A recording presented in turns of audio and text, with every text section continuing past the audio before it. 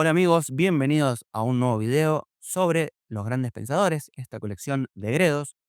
En esta ocasión es el turno de hacer un resumen sobre el estudio introductorio de Luis Fernando Moreno Claros acerca del autor Schopenhauer. Vamos a ello.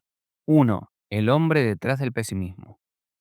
Arthur Schopenhauer, 1788-1860, no fue un filósofo académico tradicional. De hecho, despreciaba la filosofía universitaria de su tiempo. Nació en una familia adinerada de Danzig. Su padre, un comerciante severo, quería que Arthur siguiera sus pasos y lo llevó a viajar por toda Europa para que aprendiera en el libro del mundo. Estos viajes fueron cruciales, pues a los 17 años quedó conmocionado al ver de cerca la miseria, la enfermedad y la muerte, comparando esta experiencia con la del joven Buda. Tras la muerte de su padre, posiblemente un suicidio, y una relación tormentosa con su madre, Johanna, una famosa escritora, Schopenhauer decidió abandonar el comercio y dedicarse a la filosofía, convencido de que la existencia era algo incierto y miserable que requería reflexión.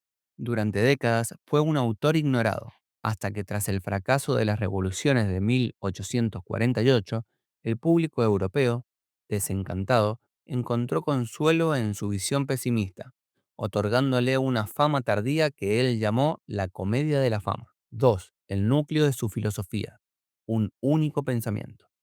Schopenhauer afirmaba que toda su obra se reducía a un solo pensamiento. El mundo es voluntad y representación. Este sistema se apoya en tres grandes pilares: Platón, Kant y la sabiduría antigua de los Upanishads de la India. El mundo como representación. Significa que no conocemos el mundo tal como es, sino como nuestro cerebro lo procesa. Schopenhauer usa la metáfora de unas gafas verdes. Si todos naciéramos con ellas, creeríamos que el mundo es verde. De igual modo, nuestro intelecto impone el tiempo, el espacio y la causalidad a lo que vemos. El mundo que percibimos es, por tanto, un fenómeno cerebral, una ilusión similar al velo de Maya de los hindúes. El mundo como voluntad. Detrás de esa apariencia está la verdadera esencia de todo, la voluntad. No es una voluntad racional o divina, sino un impulso ciego, irracional y hambriento que solo quiere vivir y perpetuarse. Esta voluntad está presente en una piedra, en una planta, en un animal y, de forma más clara y dolorosa, en el ser humano. 3. La existencia como dolor. Para Schopenhauer, toda vida es sufrimiento.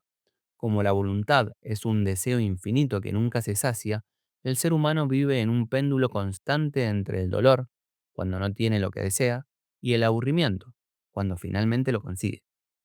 Además, el mundo no es un lugar armonioso, sino un escenario de carnicería recíproca, donde cada ser vivo es la tumba de otros mil, una lucha de todos contra todos por la materia y la supervivencia.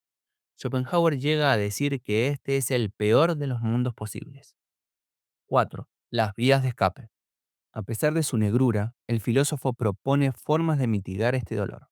El arte, estética. Al contemplar una obra de arte, un cuadro, una estatua o un paisaje, el individuo se olvida de sus deseos y de su propia personalidad por un momento. Se convierte en un sujeto puro del conocimiento y deja de sufrir momentáneamente. Es un asueto en la cárcel del querer. La música es el arte supremo porque no copia las apariencias, sino que es la voz directa de la propia voluntad. La ética y la compasión. La moral no nace de leyes, sino de darse cuenta de que la separación entre tú y yo es una ilusión. Al comprender que todos somos la misma voluntad sufriente, la fórmula hindú Tat Swam Asi, esto eres tú, nace la compasión. El hombre bueno sufre con el dolor ajeno porque lo reconoce como propio. La santidad y la negación. El camino definitivo es la negación de la voluntad de vivir. El asceta o el santo, mediante la castidad y la renuncia, deja de querer, apagando así la hoguera del sufrimiento y alcanzando una paz similar al nirvana budista. 5. Legado. Schopenhauer influyó profundamente en genios como Wagner, Nietzsche, Tolstoy y Thomas Mann. Su gran mérito fue destronar a la razón y mostrar que el ser humano está movido por impulsos inconscientes, anticipándose incluso a teorías psicológicas posteriores.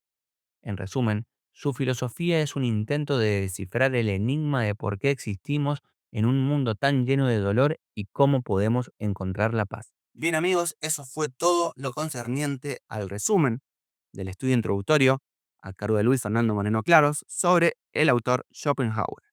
En el próximo, siguiendo como siempre digo el orden cronológico, será el turno de Kierkegaard. Si el video te gustó, dale me gusta y déjame un comentario. Hasta la próxima.